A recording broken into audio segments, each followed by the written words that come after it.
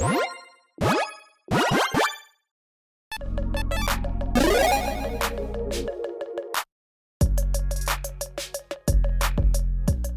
everyone, Mitch coming with the Commander Score Studio. Welcome to the show. So, even more cards impacted with the brand new set coming out, and it hasn't even come out yet. March of the Machine, I believe, is coming out on the 21st, I think, and the Commander Precons come on the 24th. Correct me in the comments below if I'm wrong on that, but the waves, the crashing waves of this, just a little pedal dropped in the pond. Pebble dropped in the pond. There we go. There's the metaphor. And it creates a lot of ripples, a lot of waves. Essentially, hey, here's these new cards coming out. And all of a sudden people are like, I need to get this or that because this has been revealed or whatnot.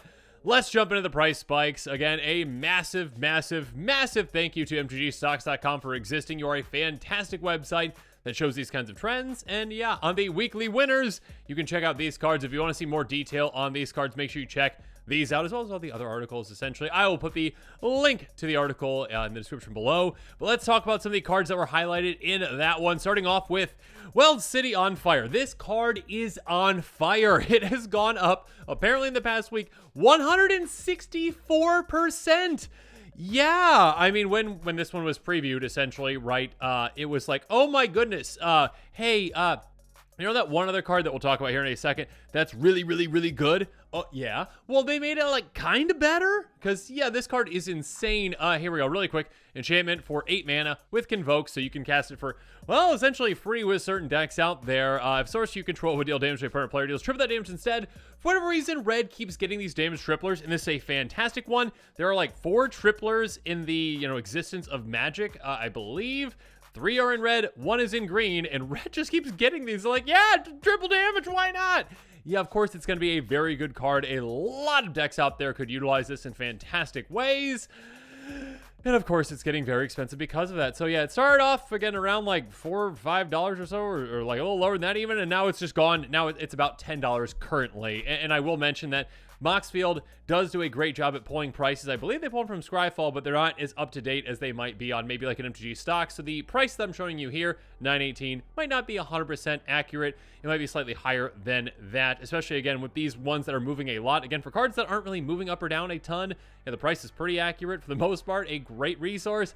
But when it comes to episodes like this, I just want to point that out, that sometimes that price has not caught up with where the card actually is. So, of course, really quick, just for some references on this card and why it's spiking in price so much.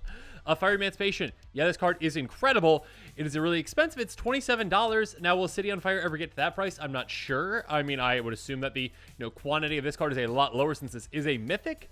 That being said, again, the new one has Convoke. Technically costs more, but also costs less. So yeah, again, a damage tripler obviously has a big place in a format like Commander, and now we have another one. So yes, I mean, City on Fire very well might, its price might just keep catching fire and get up near this price as well. And of course, when it comes to commanders that could utilize this, there's a lot of them. One that I do want to highlight that is a newer commander, an exciting commander, one that many players absolutely love already is Sulfur Mayhem Dominus, like a group slug type commander. If a source you control deal non-combat damage to an opponent, or a permanent opponent controls deals double that damage to a permanent player instead. So having this in play, plus one of these triplers in play like New City on Fire, you're just like, hey, everything's on fire. I just dealt 1 damage to everyone, which is multiplied to 2, just to myself, which is multiplied essentially to 6 to all you. So yeah, you can take opponents out in absolutely no time. Again, you'll be punishing yourself in many ways. Actually, I did that in backwards. I did that wrong. Sorry. 1 times 3 to you, 6 to everyone else, because it's doubled just to opponents. Regardless. Yes, a commander like this one, a group slug type commander, any kind of burn commanders, just commanders that maybe even go wide and make a bunch of creature tokens like a Jetmir. Yes, City on Fire, there's a reason this card's price is spiking. Let's move on to the next one that was mentioned in the article, and that is going to be Keeper of Secrets. Yeah, this is a very, very good card from the Warhammer 40k Precon. And its price just keeps going up and up and up. It's up apparently 148% over the past week, up to $7.95. It's a really cool card. Here we go. 6/4, first strike, haste for 6 minutes. So that's already nice. A good, creature that can just get out there and start swinging pretty safely against that first strike. On top of that, whenever you cast a spell from anywhere other than your hand, it deals damage equal to that spell's mana value to target opponent. Oh my goodness. Okay, so basically, when you're casting spells from anywhere else except for your hand, so that could be your graveyard, that could be the top of your library, that could be from exile, that could be from, well, a lot of different places. Anytime you're doing that, hey, yeah, let's damage you. We're getting more and more ways to do that. There's more and more commanders that care about that. I mean, Prosper is one of the most popular commanders of all time. And yeah, here we go. Let's talk about some other commanders recently that probably caused this one to go up. And ones that, well, I think are going to be pretty popular from this set. I think it's pretty apparent that they're already going to be. First up, Urbrask. Urbrask is fantastic. I love that Urbrask is finally good. No offense to old Urbrask, the other two Urbrasks out there, the original ones, but yeah, you got nothing on this one. A 4/4 Phyrexian Praetor with first strike. It says whenever you cast an instant sorcery spell, it deals 1 damage to target opponent and you add red. Now that is still just mini casting from your hand, most likely, probably. Yeah, so you're going to be doing that. Eventually, you can flip this, essentially transform it by paying a single red mana if you cast 3 or more instant sorceries, which is very easy to do when you're getting a ritual effect whenever you're casting them. It flips over, and this is the side that cares about the brand new, combination with Keeper of Secrets, essentially.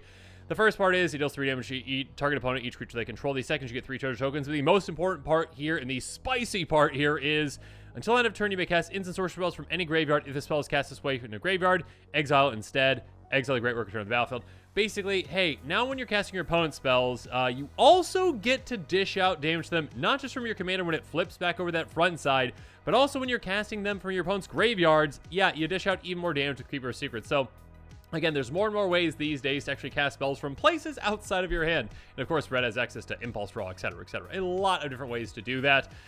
And another new way that hasn't come out yet, or I can't remember if this Secret Lair actually got on sale already. I don't remember. There's a lot of things happening right now. I think maybe this one did go on sale already. Correct me in the comments if I'm wrong on this, but yeah, Edgin, Larcenous Lutenist, yeah, this works very well with Keeper Secrets as well, a brand new exciting commander too. A 3/3 human bard for 1 blue and a red. Each non-land card in your hand without Foretell has Foretell. Again, its Foretell costing me equal to its mana reduced by 2. Basically, Foretelling again is during your turn you can pay 2 and exile a card from your hand. You can cast on a later turn for its Foretell cost. So yeah, when you're doing that, you also, because now you're not casting those spells from your hand, you cast them from exile, right? With their Foretell cost, you now are dishing out damage based on their mana value with Keeper of Secrets in play. So yeah, again, basically, yeah, I mean, you're paying 2 less for it. I mean, you're paying the 2 ahead of time. You're paying 2 less for it, but you still get that mana value trigger. Yeah, this can be quite deadly in combination with this. And also, I probably should say, whenever you get second spell each turn, goad target creature opponent controls. That can also just be good in combination with this first striking creature. If you're, goading an opponent's creature, they're swinging with it, you're like, I'll take that out in combat. Cool. So yeah, and a lot of cool things that you can do as commander. And yeah, Keeper of Secrets works very well with it. So there's that price spike. Now for the last cards I'm going to talk about on this episode, it's actually a combination of cards that MTGstocks.com highlighted.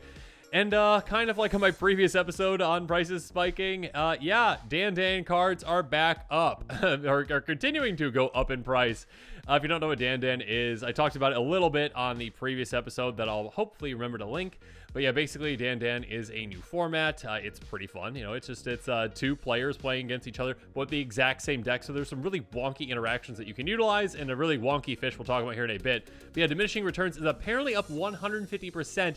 Up to $5. So yeah, as you can see, this is pulling a bit of an older price, but the card prices have been going up and up and up lately for a multitude of reasons. Yeah, Dan apparently is getting more and more popular. Regardless of diminishing returns, a very specific card in what it does. Each player shuffles their hand and graveyard in their library. You move 10 cards from your library from the game, then each player draws up to 7 cards.